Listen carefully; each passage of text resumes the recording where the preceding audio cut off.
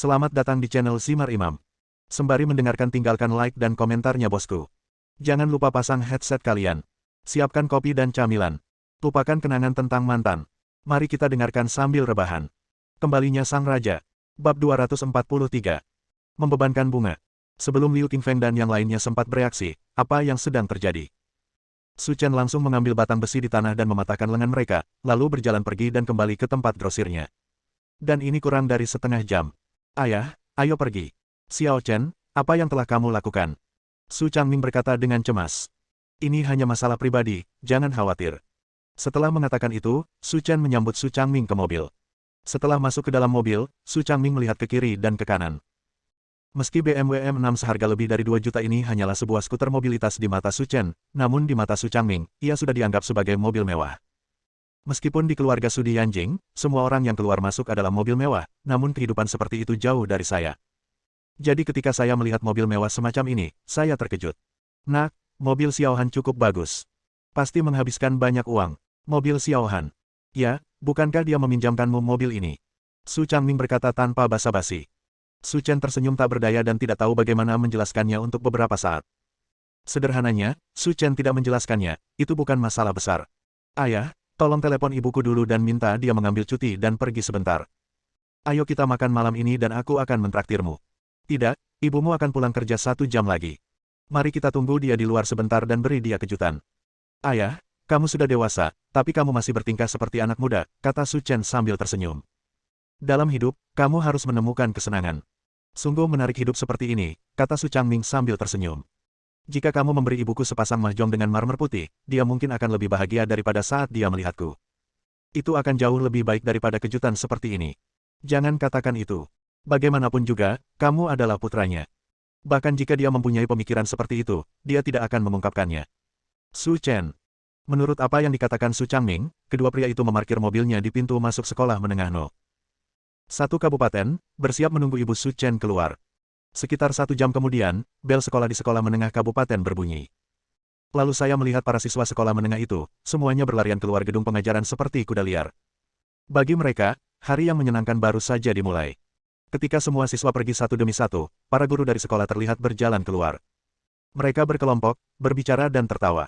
Guru Zhao, saya melihat suasana hati Anda sedang baik akhir-akhir ini. Anda tidak akan melihat kekasih lama Anda. Wanita yang berbicara itu berusia sekitar 40 tahun, dengan riasan tebal dan rambut panjang bergelombang.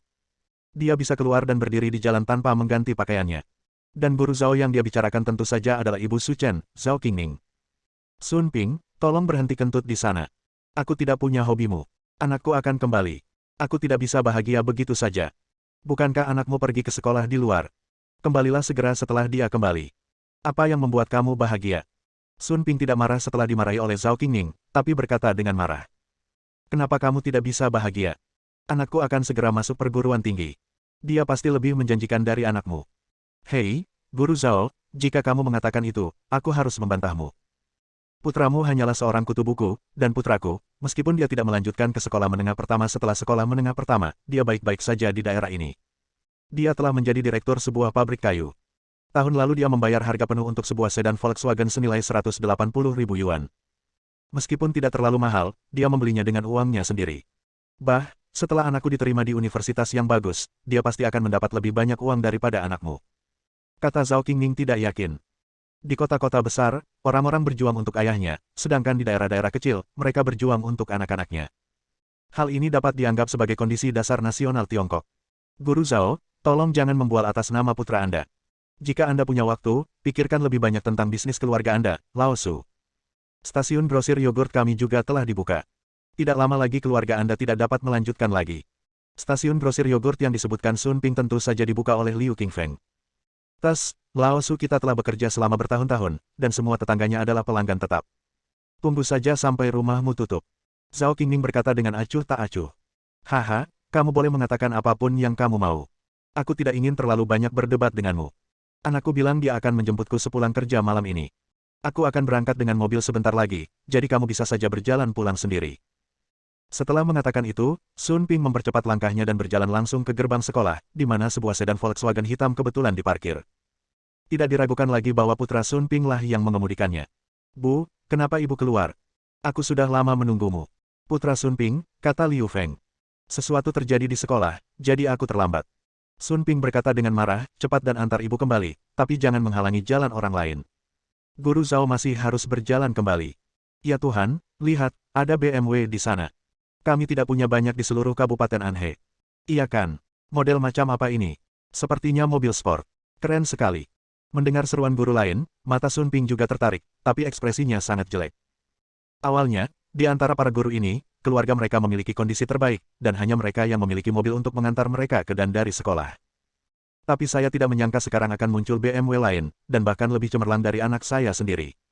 Cih, bukankah itu hanya BMW? Apa hebatnya? Beberapa tahun lagi, anakku akan bisa membeli mobil seperti ini, dan bahkan lebih bagus dari ini. Bu, jangan katakan itu. Itu BMW M6, dan itu murni impor. Harganya lebih dari 2 juta. Saya mungkin tidak akan mampu membelinya seumur hidup saya. Liu Feng berkata dengan sedikit iri. Apa? Lebih dari 2 juta?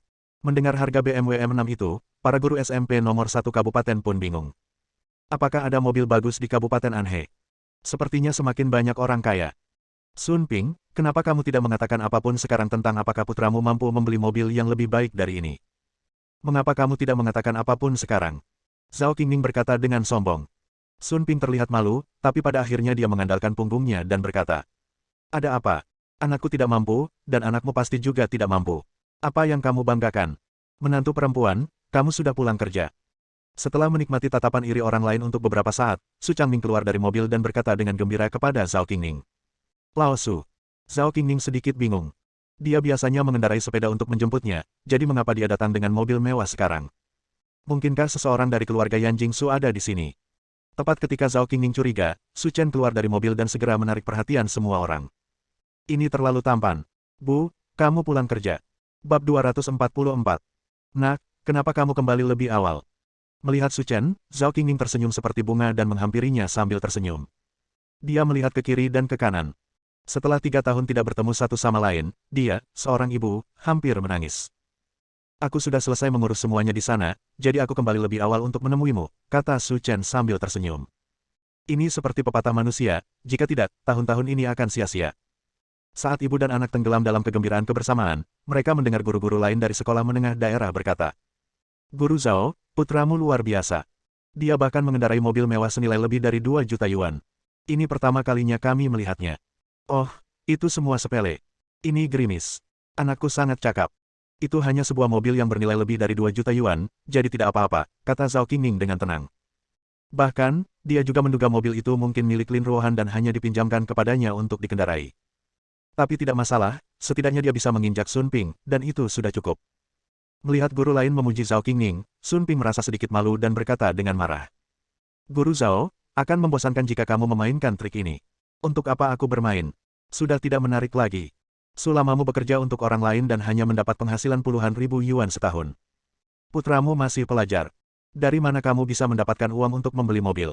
Setelah mengatakan itu, Sun Ping mencibir, menyilangkan tangan di depan dada, dan berkata, menurutku, kalian hanya berpura-pura gemuk dan mengeluarkan uang untuk menyewa mobil. Kata-kata Sun Ping membuat guru-guru lain bergumam. Karena ada benarnya apa yang dia katakan. Dia juga mengetahui situasi keluarga Zhao Qingning. Meski Anda tidak tergolong kaya di Kabupaten Anhe, memang mustahil membeli mobil seperti itu. Itu hanya mobil yang harganya lebih dari 2 juta yuan, apakah itu bisa dianggap mobil bagus? Nada suara Su Chen tenang, membuat semua orang berdiri tak bisa berkata-kata, terutama Sun Ping, yang ekspresinya bahkan lebih memalukan. Apa yang dia anggap sebagai mobil mewah ternyata tidak berharga di matanya. Wah, lihat plat nomor mobilmu, itu pasti dari Linyang, kata putra Sun Ping, Liu Feng. Apa, kamu punya pendapat? Saya tidak peduli bagaimana Anda mendapatkan mobil ini, tapi menurut saya Anda memiliki kemampuan untuk mendapatkan mobil seperti itu, tetapi tahukah Anda bahwa naga yang kuat tidak dapat mengalahkan ular lokal? Ini adalah Kabupaten Anhe, dan itu milik wilayah keluarga Liu kami, sebaiknya Anda jujur. Seekor ular lokal. Su Chen mengangkat alisnya dan berkata, berhentilah menaruh wajahmu sendiri di atasnya. Di mataku, kamu bahkan bukan anjing lokal. Beraninya kamu mengatakan bahwa kamu adalah ular lokal. Mendesis. Rekan-rekan Zhao Qingning semuanya terkejut. Putranya telah belajar di luar dan tidak mengetahui situasi di Kabupaten Anhe. Keluarga Liu adalah ular lokal di Kabupaten Anhe, dan kebanyakan orang tidak berani memprovokasi mereka dengan mudah. Tetapi jika dia bisa mengatakan hal seperti itu, jangan berharap akan dipukuli. Nak, kamu sangat cakap. Apakah kamu pikir aku tidak akan berani berurusan denganmu jika orang tuamu ada di sini? Aku tidak ingin bertengkar denganmu, menjauhlah dariku. Sial, benarkah? Ada lebih banyak orang idiot setiap tahun, terutama tahun ini. Di Kabupaten Anhe, kamu berani berpura-pura bersikap keren padaku dan mencari kematian. Guru Zhao, apa yang kamu lakukan sambil berdiri diam? Cepat ambil putramu, kata rekan Zhao Qingning. Apa yang kamu takutkan? Bagaimanapun juga, kamu adalah orang yang jujur. Kamu tidak boleh menjadi pengecut saat ini. Putraku, Zhao Qingning, bukanlah seorang pengecut. Zhao Qingning selalu memiliki kepribadian yang berapi-api. Saat ini, dia lebih suka putranya terluka dan pergi ke rumah sakit daripada membiarkan Su Chenzi menyerah. Orang tua, kamu pasti sedikit berdarah. Nak, karena Guru Zhao memiliki permintaan yang tidak masuk akal, maka kamu harus memuaskannya, kata Sun Ping sambil mencibir. Aku juga berpikir begitu. Liu Feng menggerakkan pergelangan tangannya dan berkata, saya sudah lama tidak melakukan apapun. Jika saya tidak menakuti monyet hari ini, tidak akan ada yang tahu siapa saya, Liu Feng. Omong kosong. Sebelum Liu Feng sempat bereaksi, Su Chen menamparnya dan membuat Liu Feng terbang menjauh. Dibutakan. Sun Ping bingung. Meskipun dia belum pernah belajar seni bela diri, putranya adalah salah satu yang terbaik di antara rekan-rekannya di Kabupaten Anhe dan tidak pernah kalah dalam pertarungan. Bagaimana dia bisa ditampar oleh si kutu buku ini? Ya Tuhan, nak, kamu bisa melakukannya. Zhao Qingning berkata dengan terkejut, denganmu, aku bisa membunuh semua orang di meja kartu. Itu hanya lelucon. Aku tidak menggunakan banyak tenaga sekarang, kalau tidak aku bisa membunuhnya dengan satu tamparan. Ini seperti anakku. Zhao Qingning menepuk bahu Su Chen dan berkata, beraninya kamu memukul anakku. Aku akan melawanmu. Sun Ping menjerit dan kemudian berlari seperti anjing gila. Kamu melebih-lebihkan kemampuanmu sendiri. Apa kamu benar-benar mengira aku tidak berani berurusan denganmu? Setelah mengatakan itu, Su Chen melambaikan tangannya lagi dan menamparkan wajah Sun Ping. Ah! Sun Ping berteriak, seluruh wajahnya bengkak, seperti kepala babi. Kamu bahkan berani memukul Sun Ping. Melihat hal ini, semua guru di sekolah menengah kabupaten berada dalam bahaya. Suami dan saudara laki-laki Sun Ping tidak hemat. Sekarang Su Chen telah mengalahkan mereka berdua, mereka mungkin tidak mendapatkan hasil yang baik. Beraninya kamu memukul kami berdua, kami tidak akan membiarkanmu pergi. Setelah mengatakan itu, Sun Ping langsung mengangkat telepon, menarik lehernya dan berteriak. Di mana kamu? Anakku dan aku dipukuli di sini di sekolah menengah 01 kabupaten. Kamu dan Jianming segera datang ke sini. Setelah menelepon, Sun Ping berkata dengan sengit. Guru Zhao, sebaiknya kamu segera pergi. Kamu tahu siapa suami dan saudara laki-laki Sun Ping. Kita semua adalah orang biasa dan kita tidak mampu melawan mereka. Jika Anda tidak mampu melawan, saya tidak yakin Anda bahkan dapat memanggil polisi. Apakah tidak ada hukum yang tersisa? Zhao Qingning berkata tidak yakin. Haha, biar ku beritahu, kamu tidak bisa pergi hari ini meskipun kamu mau, dan percuma saja memanggil polisi. Suamiku dan kakakku akan segera datang. Tunggu saja aku. Jika kamu tidak membiarkanmu nak, pergilah ke kelas hari ini, aku tidak akan membiarkanmu pergi, Sun. Karena kota kabupatennya tidak besar dan jalanannya tidak macet.